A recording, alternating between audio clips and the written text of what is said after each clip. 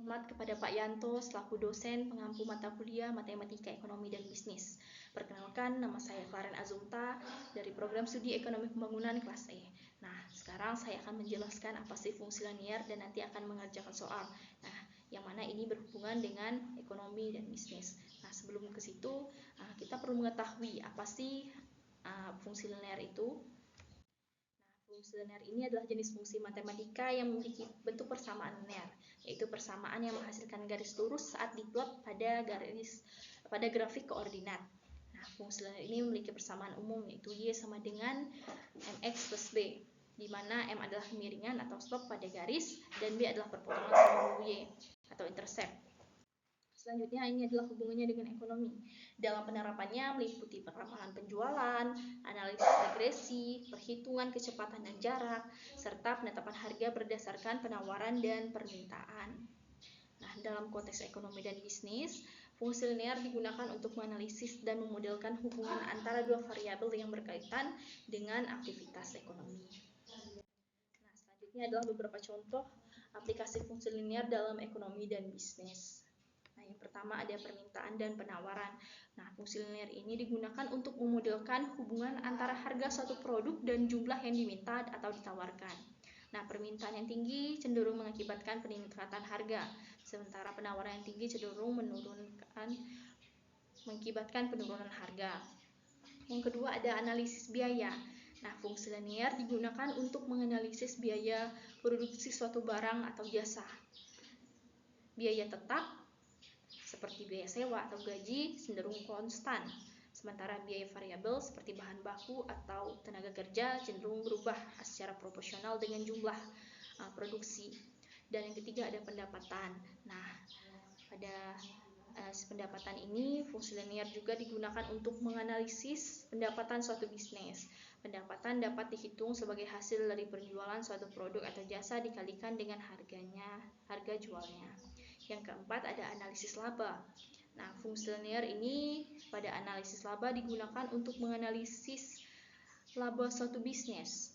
Laba dapat dihitung sebagai selisih antara pendapatan dan biaya produksi. Dan yang kelima adalah analisis regresi.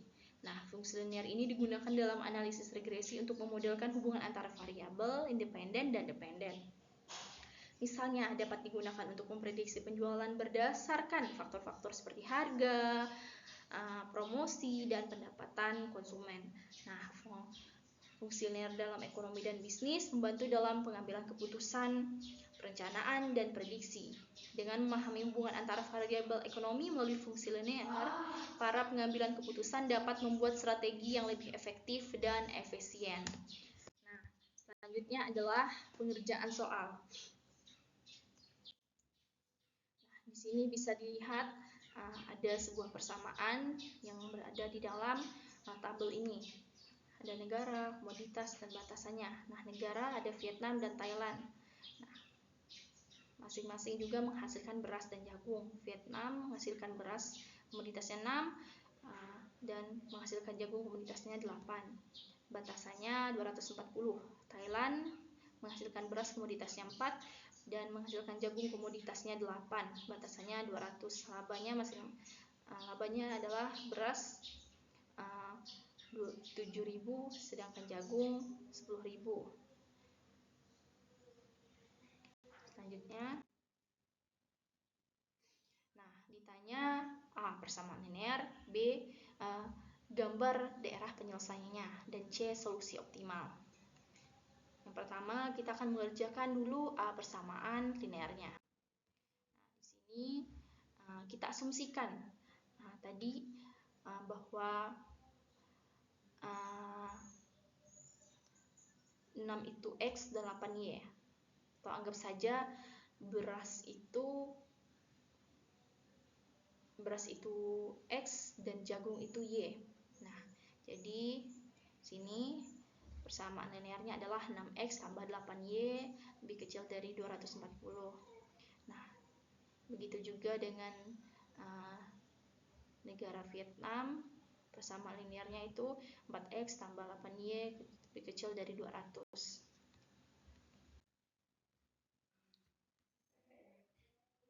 Nah, yang kedua ada B, daerah penyelesaiannya. Yang pertama kita cari dulu titik koordinatnya. Nah, yang pertama kita cari dulu yang 6x tambah 8y lebih kecil dari 240. Atau yang turun ke bawah jadi 6x sama dengan 240. Kita bagi 240 ini dibagi 6, hasilnya adalah 40. Nah, selanjutnya 8y sama dengan 240 kita bagi juga, bagi 8 hasilnya adalah 30.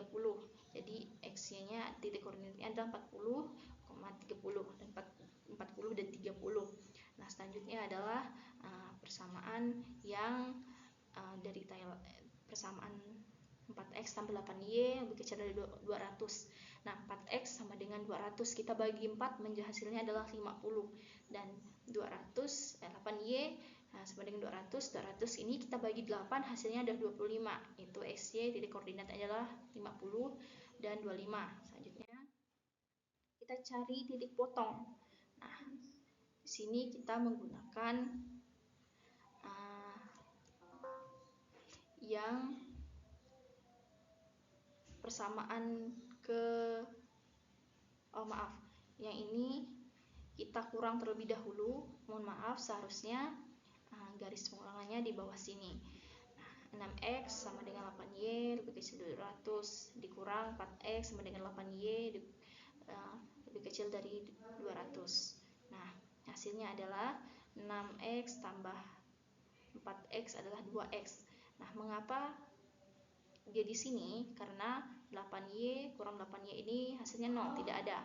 Nah, maka 240 dikurang 200 adalah hasilnya 40. Nah, ini dikurang 2x ini, jadi hasilnya adalah 20.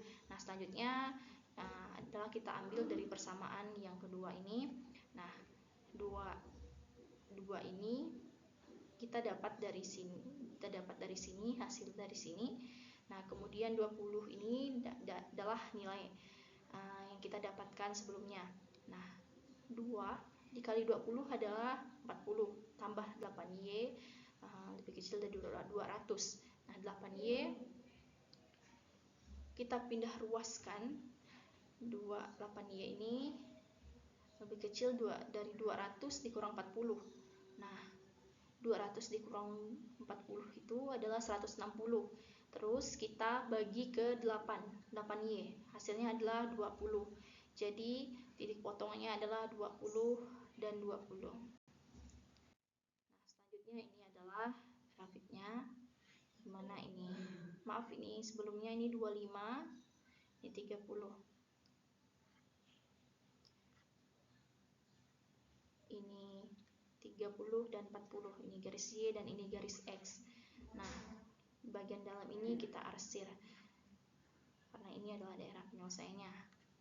Nah, maaf tidak kelihatan mohon maaf sebelumnya. Pada titik A ini adalah 0,0, pada titik B 0,25, pada titik C 20,20 dan D adalah 40,0. 40 dan 0. Terus selanjutnya kita masuk ke solusi optimal, mana nanti kita akan mencari laba akhirnya. Nah, titik dan ada titik A, B, C, dan D, dimana tadi kita dapat dari gambar grafik daerah penyelesaiannya. Nah, yang ini adalah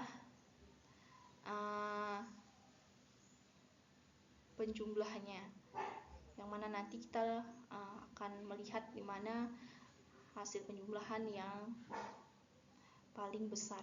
Yang pertama pada titik A ada 0 dan 0, 0,0 tidak ada di titik tersebut, jadi hasilnya 0. Di titik B 0 dan 25, jadi di 7.000 ini dikali 0 karena sini nilainya tidak ada, ditambah 10.000 dikali 25, yaitu hasilnya 25.000.